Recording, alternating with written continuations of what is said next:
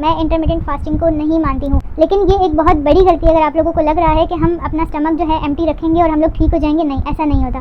पकौड़े खा रही हैं तो उसका भी अपना एक मेथड होता है, यानी कि सहरी बंद होने तक आपने पूरे 4 गिलास पानी पी लिया। रमज़ान पीसीओएस वाली गर्ल्स के लिए एक मिरेकल का महीना है, यानी कि इस रमज़ान में अगर आप लोग फास्टिंग करते हैं तो इससे आपके हार्मोन्स बहुत जल्दी रिकवर हो सकते हैं। अब आप लोग ये मत समझिएगा कि मैम इंटरमिटेंट फास्टिंग के हक में है, मैं इंटरमिटेंट फास्टिंग को नहीं मानती हूँ। वो जो 2 महीने 3 महीने आप लोग फास्टिंग कर रहे होते हैं वो ठीक नहीं होती, इसकी वजह से आप लोगों के हार्मोन्स और ज़्यादा वर्जन हो सकते हैं। आज मैं इस वीडियो में आपको रमज़ान रूटीन के बारे में बताऊंगी, प्रो टिप के बारे में बताऊंगी और वो गलतियां बताऊंगी जो आप लोग एक्चुअल में कर रहे होते हैं। तो स्टार्ट करते हैं सहरी से, यानी कि लॉन्ग लास्टिंग एनर्जी। सहरी में वो चीज़ें खानी चाहिए जिससे आपका जो स्टमक है वो फुल रहे और आप लोगों को भूख ना लगे। यहाँ पर हम ये गलती करते हैं कि हम लोग वेट लॉस की डाइट कर रहे होते हैं और हमें लगता है कि हमारा पीसीओएस मैनेज हो रहा है, या जो है हम रिकवरी की तरफ हैं, या कुछ और सोच रहे होते हैं अपने हार्मोन्स के रिलेटेड। लेकिन ये एक बहुत बड़ी गलती है अगर आप लोगों को लग रहा है कि हम अपना स्टमक जो है एम्प्टी रखेंगे और हम लोग ठीक हो जाएंगे। नहीं, ऐसा नहीं होता। आपने करना क्या है कि सहरी में आप लोगों को हाई प्रोटीन लेना है, कॉम्प्लेक्स कार्ब्स लेना है और साथ में हेल्दी फैट्स लेने हैं। अब प्रोटीन की बात की जाए तो आप लोग एग्स भी ले सकते हैं, आप लोग ग्रीक योगर्ट भी ले सकते हैं, इससे आपको भूख कम लगती है।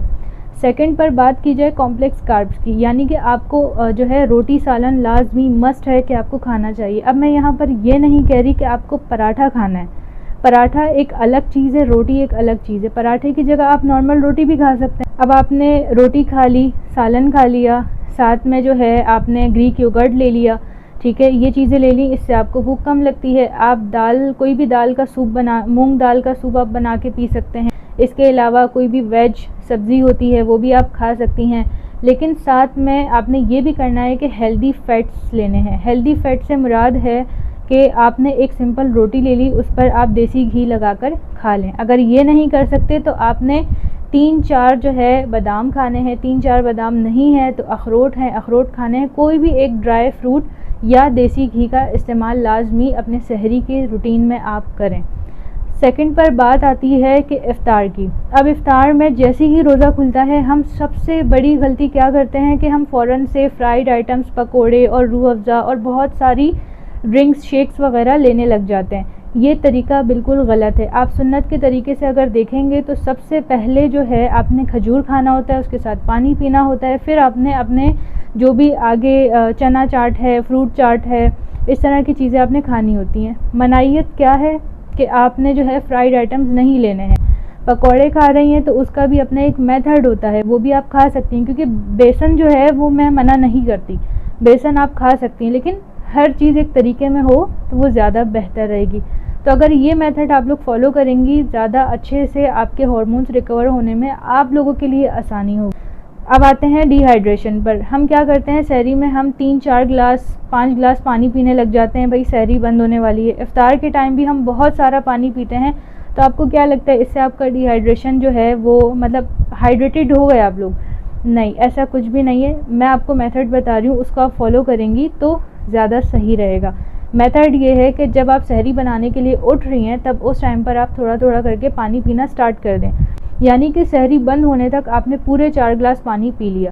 इसी तरह इफ़्तार में आपने करना है कि इफ़्तार से लेकर आपने जो है डिनर तक 4 गिलास पानी पीना है, थोड़ा थोड़ा करके।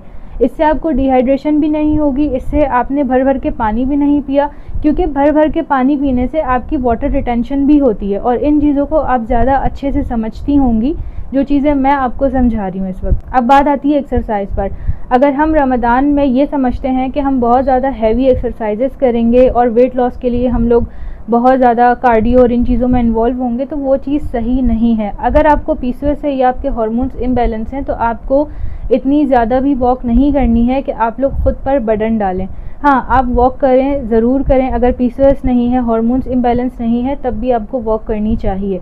अब बात आती है पीसीओएस की। तो पीसीओएस वाली गर्ल्स को करना ये है कि एक लाइट सी योगा अपने लिए स्टेप्स वगैरह रख लें, एक वीडियो अपने पास सेव करके रख लें और वही आसन्स जो हैं आप डेली रूटीन में उसको फॉलो करें।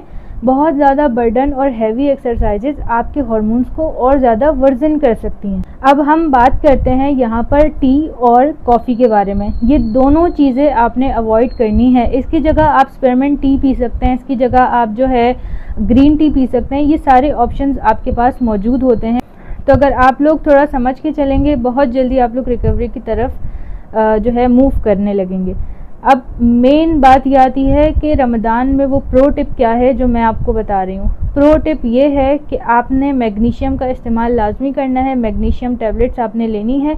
एक टैबलेट आपने मैग्नीशियम की लेनी है डेली रात को सोते टाइम। इससे आपके कॉर्टिसोल जो हार्मोन होता है यानी कि स्ट्रेस हार्मोन, तो आपको स्ट्रेस नहीं होगा। जितना आप लोग रिलैक्स रहेंगी उतना आप लोगों के जो मसले हैं वो ठीक होंगे। यहाँ पर हम टेंशन ले रहे होते हैं कि हम ठीक नहीं हो रहे, ये हो रहा है, वो हो रहा है, तो वो सब चीज़ें जो है आपके कॉर्टिसोल बढ़ाती हैं। कॉर्टिसोल बढ़ाने की वजह से आपके जो हार्मोन्स हैं वो भी स्टबर्न हो जाते हैं। अगर आज की मेरी वीडियो आप लोगों के लिए हेल्पफुल रही हो और आपको इंटरेस्टेड लगी हो तो जल्दी से सब्सक्राइब करें और बेल आइकन को प्रेस करें ताकि आने वाली हर अपडेट आपको मिल सके। इसी के साथ कमेंट में आपको जो भी हेल्थ रिलेटेड इशू होता है आप मुझे लाजमी बताया करें, मैं उस पर भी वीडियो बनाकर आपके साथ शेयर करूँगी।